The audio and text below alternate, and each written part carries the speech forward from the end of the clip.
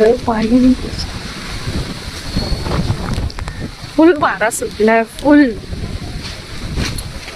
तर आजचा ब्लॉग थोडासा स्पेशल असणार आहे, कारण आज मी माझं फेवरेट काम करणार आहे आणि ते म्हणजे शॉपिंग. तर पुढच्या महिन्यात म्हणजे मे महिन्यात आम्ही गावी जाणार आहोत.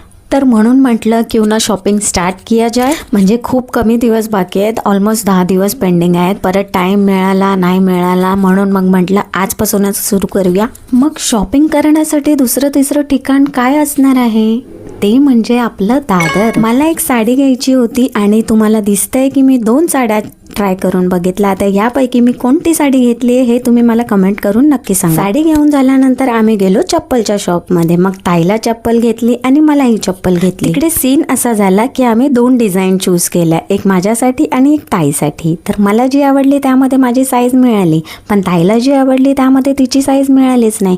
मग मला जी आवडलेली त्यामध्ये ताईची साईज होती. मग तिने माझी डिझाईन घेतली आणि मग मी तिची डिझाईन घेतली, कारण तिच्या डिझाईनमध्ये माझी साईज होती. तुम्हाला समजलं असेलच ना, हुशार आहात तुम्ही.